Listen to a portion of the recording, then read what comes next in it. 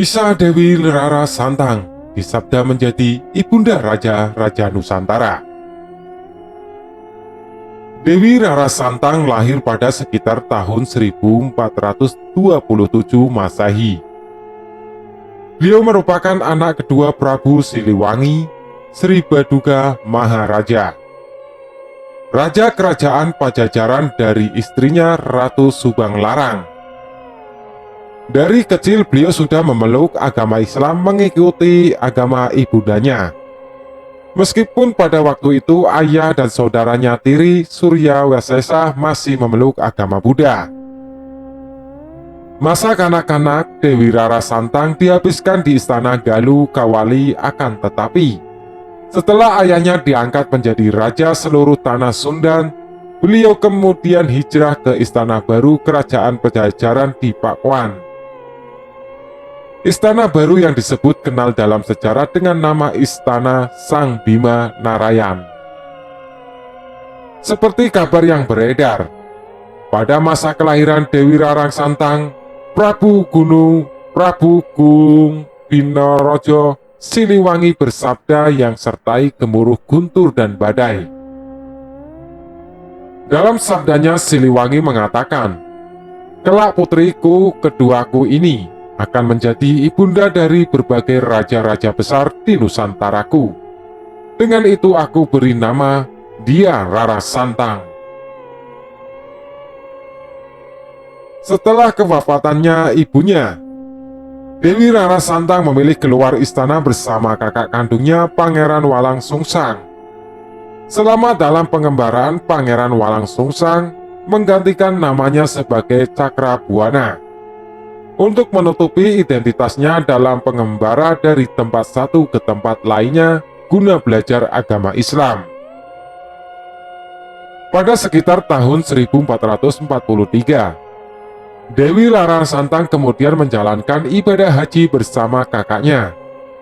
Ke Tanah Suci, mereka berdua berguru di Bukit Amparan, Jati Makkah atau Baghdad, kepada Syekh Nurul Jati selama 3 tahun dan mendirikan pendukuhan di Kebon Pasir. Di sana beliau dinikahi oleh penguasa Mesir dan Palestina bernama Sultan Bani Israel atau Sultan Mahmud atau Sultan Hud. Setelah menikah beliau diubah namanya menjadi Syarifah Mudaim. Sedang Raden Walang Sungsang diganti namanya kembali menjadi Haji Abdullah Iman. Kisah perkawinan sang dewi tersebut ditulis dalam naskah Mertasinga buku 1-05 sampai dengan 1104. Dikisahkan bahwa di negeri Bani Israel, istri Sultan Hud meninggal dunia. Tidak lama kemudian Sultan pun mengirim utusan ke seluruh pelosok negeri untuk mencari penggantinya. Mencari seorang putri yang setara dengan yang telah tiada. Karena kesesungguhannya utusan itu melakukan pencarian. Akhirnya mereka berjumpa dengan kakak beradik yang tengah menunaikan haji dari negara Pajajaran, yaitu Pangeran Cakrabuana dan adiknya Dewi Rara Santang, yang konon kecantikannya mirip bahkan melebihi mendiang istri Sultan Hud yang telah tiada. Utusan itu kemudian menanyakan tentang asal-usul dari keduanya, dan apa hubungan di antara keduanya. Setelah Pangeran Cakrabuana memberikan jawaban bahwa mereka berdua merupakan kakak beradik, maka gembiralah sang utusan tersebut. Sehingga kemudian sang utusan membawa keduanya ke tuannya untuk mempertemukan dengan Sultan Hud. Sang Sultan kemudian memohon agar Cakrabuana mengizinkan adiknya untuk dinikahi. Namun, demikian Cakrabuana menyerahkan sepenuhnya kepada adiknya. Singkat cerita, Rara Santang pun kemudian bersedia dinikahi oleh Sultan Hud dengan syarat-syarat khusus.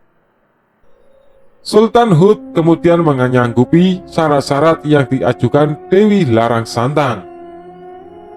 Adapun syarat-syarat tersebut adalah bahwa kelak jika dari hasil perkawinan keduanya mempunyai seorang anak pertama laki-laki, maka anak tersebut harus direlakan untuk menyiarkan Islam di tanah kelahiran ibundanya, yaitu Tatar Pasundan, Kerajaan Sundan. Selain itu, Dewi Larasantang juga menginginkan agar janji kesanggupan Sultan Hud diikrarkan di Bukit Tursina dalam kurung Palestina. Sang Sultan kemudian menyanggupinya, dan ikrar Cakrabiwana. Setelah peristiwa tersebut kemudian keduanya menikah. Pernikahan Dewi Larasantang dengan Sultan Hud dikaruniai 2 anak laki-laki. Anak pertama diberi nama Syarif Hidayatullah atau Sunan Gunung Jati, yang belakangnya menjadi Raja Cirebon, sementara anak keduanya diberi nama Syarif Nurullah. Menurut naskah Mestasinga, di masa tuanya selepas kemangkatan suaminya Sultan Hud, Dewi Larasantang dijemput anak Syarif Hidayatullah untuk diajak pulang ke Cirebon. Beliau pun wafat di Cirebon dan dimakamkan di Cirebon.